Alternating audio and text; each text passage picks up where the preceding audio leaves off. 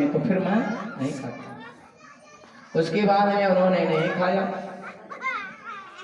सायंकाल सुदामा पहुंचे थे, रात्रि विश्राम किए थे, प्रातः काल वहां से उनकी विदाई की। लेकिन एक चीज और सुनिए भैया, जैसे सुदामा जी गए थे प्रभु ने वैसे ही उनको विदाई किया।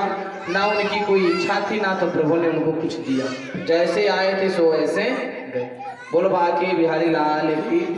और जब जा रहे हैं तो आंख से आंसू, क्योंकि मित्र से जब कई वर्ष के बाद मिलन हो ना तो नेत्रों से आंसू आ जाते हैं। आंसू आ रहे हैं तो सुदामा जी अपने आंसुओं को पी रहे, कहीं से लगे ना सबको कि ये जो आए हैं ना ये कुछ मांगने के लिए आए, ऐसा किसी को प्रतीत ना हो, इसलिए आंसू तो गिर रहे हैं लेकिन आंसुओं को पी जा रहे हैं और धीरे धीरे वहां से प्रस्थान किए। अब सुदामा जी कहाँ पहुंचे? अपने घर। बोलबा की बिहारी लाल की। सुदामा जी जब घर पहुंचे तो देखे उनके कुटिया गायब रहा है और कुटिया के जगह बड़ा कर महल खड़ा रहा है। बोलबा की बिहारी लाल की। सुदामा जी सोच में पड़ गए कि महाराज जब हम गए हैं तो हमारे यहाँ कुटिया रहा हो, आज यहाँ तो बड़क का महल होएगा, भाई कैसे हो सकत। सामने देखे तो दो दरबारी खड़ी थी। उन दरबारियों से उन्होंने पूछा कि भैया ये कौन सी जगह है? तो उन दरबारियों ने कहा यह सुदामापुरी है। सुदामा जी सोच में पड़ गए, हमारा कुटिया तो पहले गायब हो गो, हमारो नाम का दूसरी गांव भी बस गई। बोलबा की बिहारी लाल की।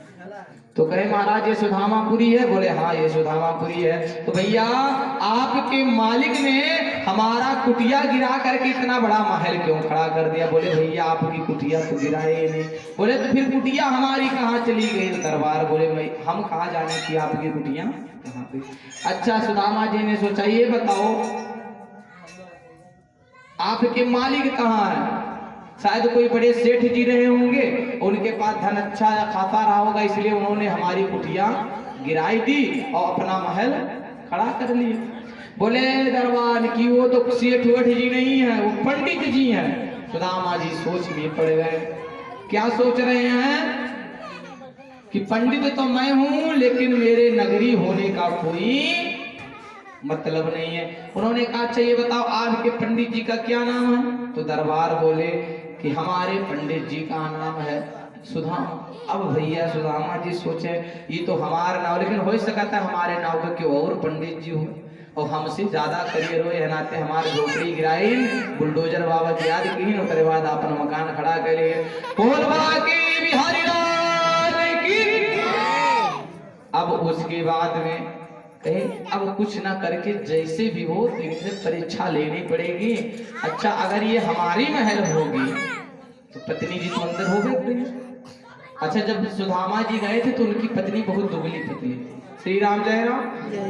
तो इन्होंने कहा कि एक काम करो, ये बताओ आपके मालिक हैं कि नहीं? बोले मालिक नहीं है। कहीं कितने समय हो गया उनको गए? बोले 1 वर्ष हो गया। सुदामा जी कहे वो तो 1 वर्ष तो हमें गया हो गया।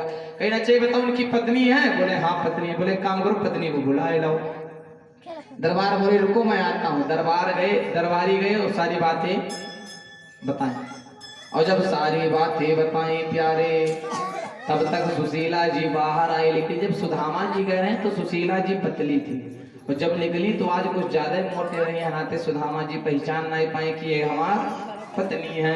यह नाते वापस जाए रहेगा, लेकिन सुशीला जी पहचान गए कि ये नहीं हमारे पति हैं। बोल बाकी बिहारी लाल की। दौड़े दौड़े गए रुक जाओ रुक जाओ रुक जाओ। सुदामा जी ने पीछे देखो ये कौन भैया? बोले कौन आप? बोले मैं आपकी पत्नी पहचान नहीं रहे हो। बोले इतनी मोटी हो जाओगे तो पहचानेंगे कैसे फिर? अच्छा तो हमको अब जाकर के पता चला ये सब कहानी टेढ़ वाला है, कन्हुआ ने किया, उसके अलावा ये नाटक कोई और नहीं कर सकता। लेकिन आपको महल दे दिया, धन दे दिया, सब कुछ दे दिया, हमारो वस्त्र तक नहीं बदले।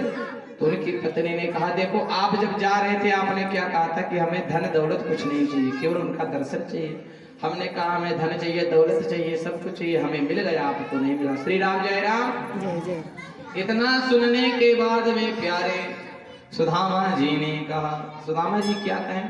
कहें देवी देखो अब आपके धन दौलत चाहता, मकान चाहता, सोना चांदी चाहता, सब मिल गए। सोने के रोटी बनाओ, हीरा के दाल बनाओ,